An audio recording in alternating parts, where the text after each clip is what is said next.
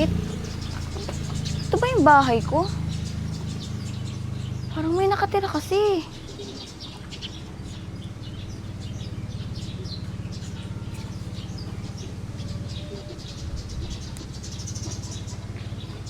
Cha! Ito lang sumasagot. Ito ba yung bahay ko? Napakadami kasing gamit eh. Baka mamaya may ibang nakatira dito. Cha! Bakit ka umuwi? Di ka man nagpasabi. Eh, hindi na kita inabala. Sa kabakasyon lang naman ako. Eh, kaso may ibabang bahay ko ba to? Eh, kasi ang daming gamit eh. Ay, ikaw naman. Eh, syempre, mga gamit namin yan. Mabuti pa, pumasok ka muna sa loob. Ha? Namin? Sinong namin?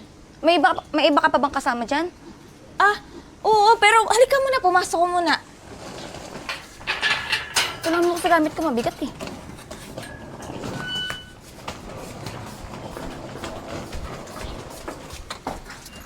Halika na, pasok. Aka na dyan.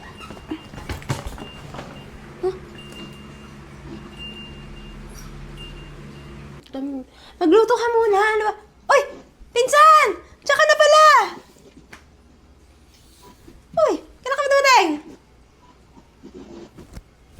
Ah, ngayon lang. Cha, halika nga muna saglit dito sa labas. Mag-usap tayo. Ano? Cha, ano to?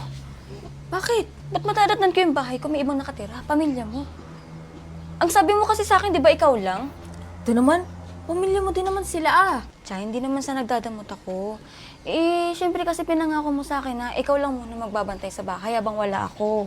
Ito naman, dapat nga magpasalamat ka kasi may tao yung bahay, malilinisan. Oh, anong gusto mo?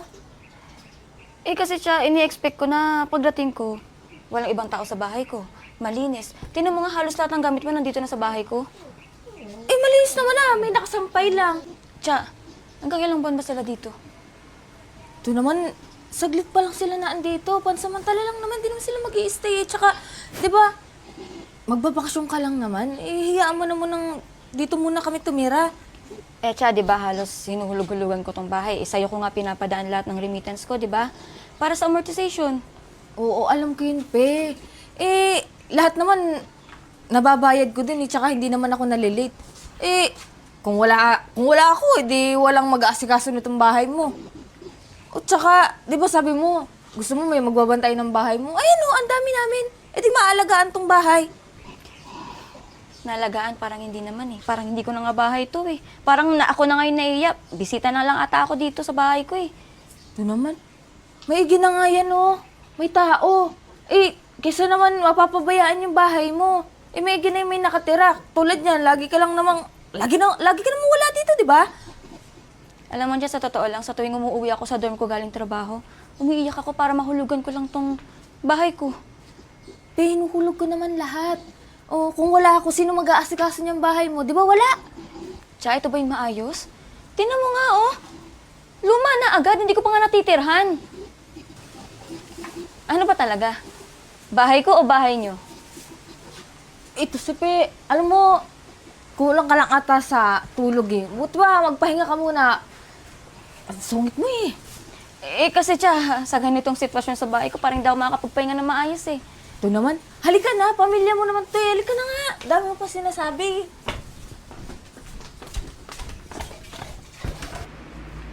Sa wakas, nakakapagluto na rin ako sa sarili kong kusina. Ah, nagluluto ka pala? Anong ulam niluluto mo? Ay, tita, itlog po. Ay, baka pwedeng dagdagan mo na at gigising na si Charles mag-aalmusal na yon. Paborito niya ng itlog eh. Tita, pwede naman pong sila na lang yung magluto mamaya pagkagising. Eh, para sa akin lang po kasi itong niluluto ko eh. Ay, nagluluto ka naman. Total, isabay mo na. Eh, tita, para sa akin lang po kasi itong binili ko. Eh, kung gusto niyo po, bilhan niyo na lang po si kuya sa labas. Galing kang abroad, nagdadamot ka. Pwede namang isama mo na lahat yan. Sama-sama tayong kumain dito. Tita, hindi naman po sa nagdadamot ako. Eh, kasi po yung nabili ko po kasing itlog, eh, para sa akin lang naman po. Kapag abroad ka lang, akala mo kung sino ka na. Nung bata ka pa, iniiwan ka pa sa akin ng nanay mo. Tita, hindi ko naman po nakakalimutan yun. Siyempre, may utang na loob pa rin po ako sa inyo. Ngayon na naman po ako nagluto ng itlog. Sige po, tita, mamayang tanghali po, isasabay ko po kayo sa... Ano bang gusto mong palabasin na nakikitira lang kami dito sa bahay mo?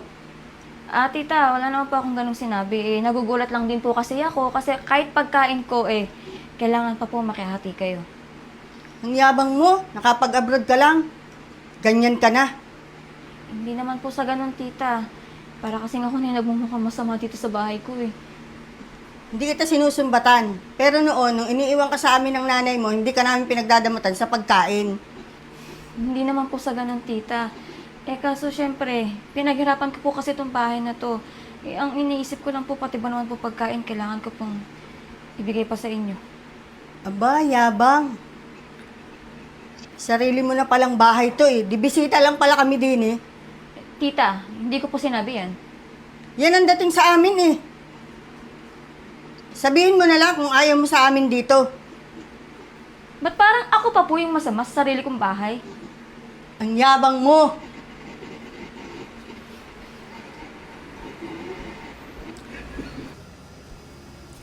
Pe, Sko, nandito ka lang pala. Ano pa kita hinahanap Sarap kasi nangangin dito, Cha nga pala, gusto talaga kitang kausapin Tungkol saan? Sa bahay na naman. Kasi kailangan nyo na umalis dito. Ha? Ganun-ganun na lang? Paalisin mo na lang kami basta-basta? Pasensya ka na, Cha, kasi...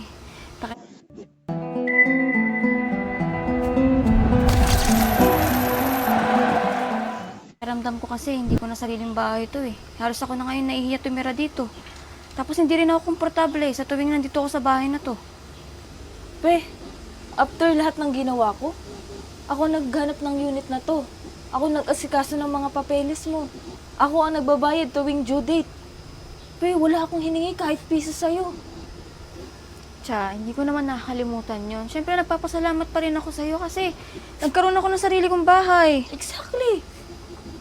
Dahil sa tulong ko, kaya ka nagkameron ng bahay.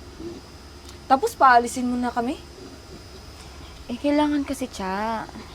Bibigyan ko kayo ng 1 linggo. Dapat makahanap na kayo ng malilipatan nyo. Pe, alam mo ba, dito na kami naging komportable sa bahay na to. Tapos lahat naman, binigay ko yung mga gusto mo, yung pangailangan mo, lahat inaasikaso ko agad sa tuwing mag-message ka sa akin. Isang kami pupunta niyan.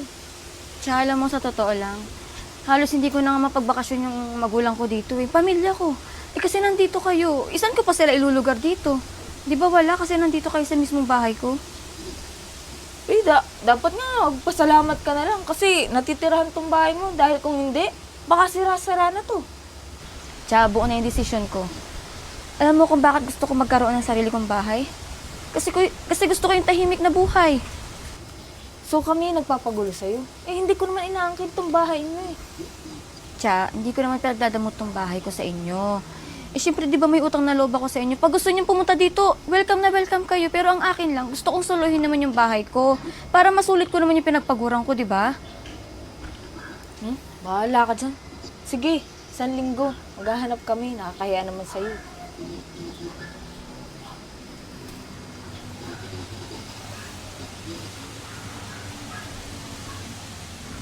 Nagpagupit ka na, sobrang haba na ng buhok mo. Ayoko. Baka mamaya may magkagusto sa akin Mawalan. Aray. Ito naman, napakasiloso talaga. Ma. Ate, kuya. May bad news nga pala ako sa inyo. Pinapaalis na tayo ni Pe dito 1 linggo na lang daw. Lo, paano yung kakatanggap lang ng kuya mo sa trabaho dyan sa malapit Kahit anong sabihin ko, ayaw niya akong pakinggan Ayaw niya nun, may nagbabantay dito sa bahay. Tsaka, dami ko kayang naitulong sa kanya, tapos papaalisin na lang tayo.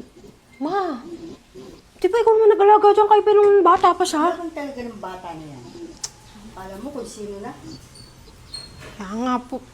Teka, mahirapan tayo maghanap Bakit po ang arte-arte niyan? Nagbabakasyon lang naman siya dito. Hindi naman siya titira na matagal dito Pasalamat nga siya, inaalagaan tong bahay Sinabi ko na yun sa kanya Kaya lang gusto niya daw suluhin tong bahay. Aba, baka sarili rin Para naman daw maayos yung pinaghirapan niya sa ibang bansa. Eh, saan tayo lilipat? Yun nga yung sinabi ko sa kanya eh. Alam naman niyang wala tayong bahay. Saan tayo pupunta niyan? Eh, Ang upahan na naman tayo niyan. Yun nga, binigyan tayo ng 1 linggo. Ano? Para makahanap daw tayo ng bahay. Kailan ba sahod mo? Next month pa, kapapasok ko lang eh. Ma, Siya, sige. Kakausapin ko na lang yung kumari ko. ganito na lang. Ay, di ba, aalis din naman yan. Kailan ba ang balik niya sa abroad? Next month ata. Eh, di pagka ganito na lang, pagka nakaalis na, di bumalik na lang tayo dito para 1 buwan lang tayo mangupahan. Ay, Hindi pwede na lang tayo naman. magpo-post ng picture. Oo, sasabihin ko na lang na ako na lang yung magbabantay. Pero pagkaalis niya, mababalik ko na lang kayo dito. Dali niyo na lang yung ibang gamit. Yun, pwede. Na? Sige. Ma, sabihin mo na lang doon sa kumari mo, 1 buwan lang tayo makikitira. Oo, sige. Ako nang bahala dito. Sige. Sige ate. Pagka paalis na, di magbabait-baitan ako sa kanya para ibigay yung susi ng bahay, di ba? Oo, galingan mo. O ba, syempre, kaya ko yun. Ba? Ganun na lang. Sige. Gagawa yan, damot yan. Sige natin, lalabhan ko muna yung mga damit ko sa labas. Sabay mo na yung sa akin, ha? Oo. Ape. Nga pala, gusto ko sanang humingi ng tawad sa'yo sa mga nasabi ko. Eh, alam ko naman na pinaghirapan mo tong bahay na to. Pero, sana huwag kang magtanim ng galit sa akin, ha. Nasabi ko lang naman yun. Kasi syempre, tinulungan din naman kita, di ba? Ano ka ba, Cha? Ayos lang yun. Saka magpinsan tayo. Hindi naman kailangan magtanim ako ng galit sa'yo eh. Napatawad na kita. Saka ang gusto ko din, bago ako umalis, maging okay tayo. Salamat, Pe, ha. Sana hindi ka pa rin magbago. Oo naman. Basta mag-iingat ka, ha, pag alis mo. Sige, saka, nga pala, iwanan ko ulit tong bahay sa'yo, ha? Pati itong susi. Sige, huwag Basta, kang mag-alala. yung pinag-usapan natin, ipangako mo na ikaw lang ang titira sa bahay ko. Oo. Alam ko naman ayaw mo eh. Sige na, ako nang bahala dito. Mag-ingat ka, ha. Basta huwag mo pababayaan yung bahay, ha? Oo naman, pinabayaan ko ba yan? Di ba hindi naman? Sige na, mag-iingat ka dito. Aalis sige. na ako. Hindi na kita hatid, Pe, ha. Oo, nandyan lang din naman yung sakayan. Malapit lang. Sige. Bye-bye. Na, pasok na kayo dito. Kanina pa ako nag-aantay sa inyo. Tagal-tagal mo. Ah, bilisan mo! Makapakit ko na tayo. Nakakayanan kasi sa kumari ni mama eh. Kaya nga eh. Tsaka, tagal naman yan. Teka lang, ayaw ng mga ayaw pumasok ko. Bakit? Ano ko ba, Oo. wala sa'yo ulit? Ako nga. Bakit mo tanong mo kung bakit ayaw gumana na kasi? Pero mga cellphone, kuya. Tawagan ko lang. Eh, hindi naman ito yung susi. Tika nga, tatanong nga lang muna kay Pedro. Ano? Mamaya.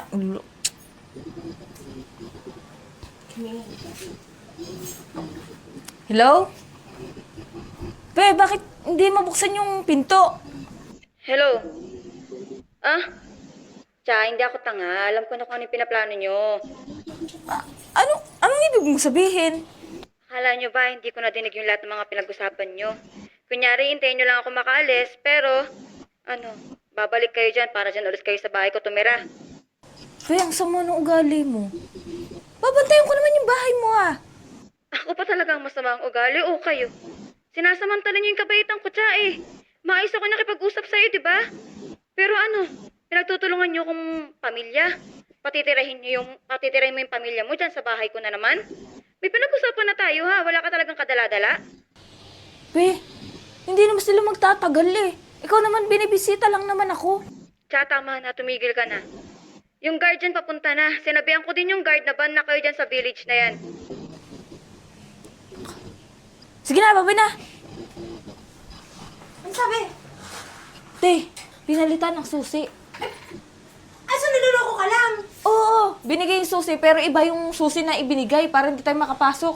Tapos, Eh, saan tayo titira nito? Umalis na tayo dun sa tinitira natin. di ko nga alam eh. Tapos, ang sabi, pupunta na daw dito yung guard. Bakit? Kasi ban daw tayo dito. Sa manong galing? Paano tayo niyan? Saan tayo pupunta? Ma, baka pwede ko sabi mo na lang ulit yung kumarin mo. Sige, kakausapin ko na lang yung kumari ko at tayo aalis na dito at makakaya na tayo dito. Ah,